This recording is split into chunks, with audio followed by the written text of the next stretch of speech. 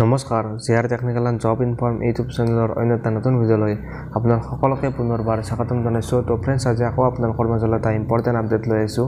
Important video' এটা আপোনালোকৰ মাজলৈ লৈ আহিছোঁ আৰু এই ভিডিঅ'টো আপোনালোকৰ SSC GDৰ ওপৰত হ'বলৈ গৈ আছে আৰু আপোনালোকৰ কাৰণে এটা বহুতেই ভাল খবৰ, কিয়নো যদি আপোনালোকে SSC GDত এক্সাম দিছিলে, ৰিটেন এক্সাম, তো আপোনালোকৰ কাৰণে এইটো বহুতেই ভাল খবৰ। আৰু যিসকলে নতুনকৈ এক্সাম দিবলৈ সাজু হৈছে তেওঁলোকৰ কাৰণে এইটো ভিডিঅ' ইম্পৰ্টেণ্ট হয়। গতিকে ভিডিঅ'টো আপোনালোকে শেষলৈ চাই থাকিব, ভিডিঅ'টো স্কিপ নকৰক, আপোনালোকে ভিডিঅ'টো শেষলৈ চাই থাকিব। আৰু আপোনালোকে যদি ফ্ৰেণ্ডছ নতুনকৈ আমাৰ চেনেলত ভিজিট কৰিছে তো ফ্ৰেণ্ডছ আপোনালোকে চেনেলটো ছাবস্ক্ৰাইব কৰি বেলাইকনটো প্ৰেছ কৰি ৰাখিব, যাতে এনেকুৱা ধৰণৰ ইনফৰ্মেটিভ ভিডিঅ' আপলোড কৰাৰ লগে লগে আপোনালোকে নটিফিকেশ্যনবিলাক লগালগ পাই থাকে।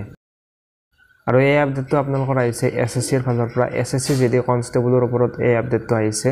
তো আপোনালোকৰ কাৰণে এটা বহুতেই ভাল খবৰ, কিয়নো SSC GDত আপোনালোকৰ যিহেতু কনষ্টেবলৰ কাৰণে 39,400 আপোনালোকৰ ভেকেঞ্চি মুকলি কৰিছিলে।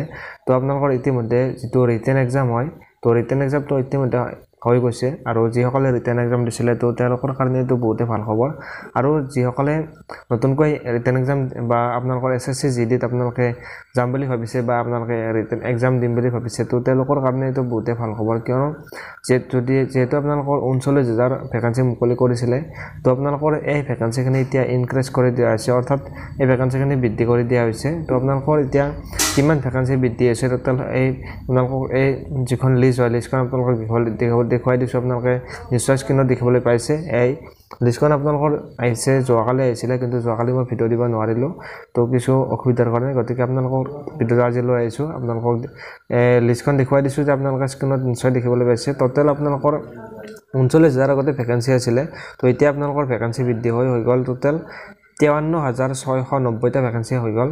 তো আপোনালোকে নিশ্চয় গম পালে বহুতো ভেকেঞ্চি বৃদ্ধি হৈ গৈছে।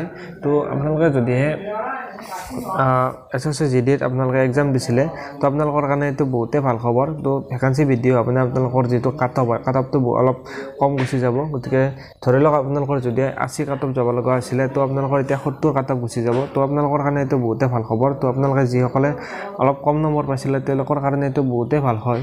গতিকে আপোনালোকৰ কিমান ভেকেঞ্চি মুকলি কৰা বৃদ্ধি হৈছে তো আপোনালোকে এতিয়া দেখুৱাই দিছোঁ। টোটেল কোনটো আপোনালোকৰ কেটেগৰীত কিমান ভেকেঞ্চি হৈছে এতিয়া আপোনালোকক দেখুৱাই দিছোঁ। ইয়াৰ আপোনালোকৰ যিটো প্ৰথমতে মেল হয়, মেলটোৰ আপোনালোকক প্ৰথমতে জনাই দিছোঁ। মেলৰ আপোনালোকৰ এতিয়া ভেকেঞ্চি হৈছে গৈ বৃদ্ধি হৈ কেনে তো 13,880টা হৈছে BSFত। তাৰপিছত CSFত টোটেল আপোনালোকৰ 14,910টা হৈছে গৈ এতিয়া ভেকেঞ্চি। CRPFত হৈছে 13,787টা, SSBত হৈছে 902টা, ITBPত হৈছে 2,948টা, এয়াৰ অৰ্থাৎ আছাম ৰাইফলত হৈছে 1,750টা ভেকেঞ্চি, SSFত হৈছে আপোনালোকৰ 132টা, তাৰপিছত যিটো NCB আছে NCBত 11টা ভেকেঞ্চি হৈছে টোটেল। আৰু এতিয়া আপোনালোকৰ যিখিনি ফিমেল হয়, ফিমেলৰ কিমান ভেকেঞ্চি হৈছে বৃদ্ধি হৈ কিনে এইটো জনাই দিছোঁ। তো যিটো BSFত আপোনালোকৰ 2,491টা, CISFত হৈছে গৈ 1,661টা, CRPFত হৈছে আপোনালোকৰ 572টা, SSBত আপোনালোকৰ ভেকেঞ্চি ছোৱালীৰ কাৰণে নাছিলে। তাৰপিছত ITBPত আপোনালোকৰ 520টা, তাৰপিছত আছাম ৰাইফলত 115টা হৈছে, আৰু SSFত ছোৱালীৰ কাৰণে ভেকেঞ্চি নাছিলে, আৰু NCBত ভেকেঞ্চি হৈছে গৈ 11টা ভেকেঞ্চি হৈছে ছোৱালীৰ কাৰণে।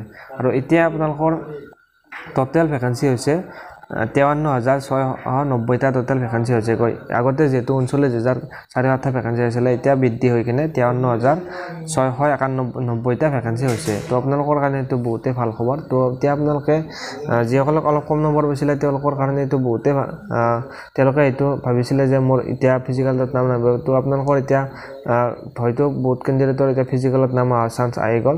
তো এতিয়া আপোনালোকে ভালদৰে প্ৰিপাৰেশ্যন চলাই থাকক ফিজিকেলৰ কাৰণে, যিহেতু ভেকেঞ্চি বৃদ্ধি হৈ গৈছে।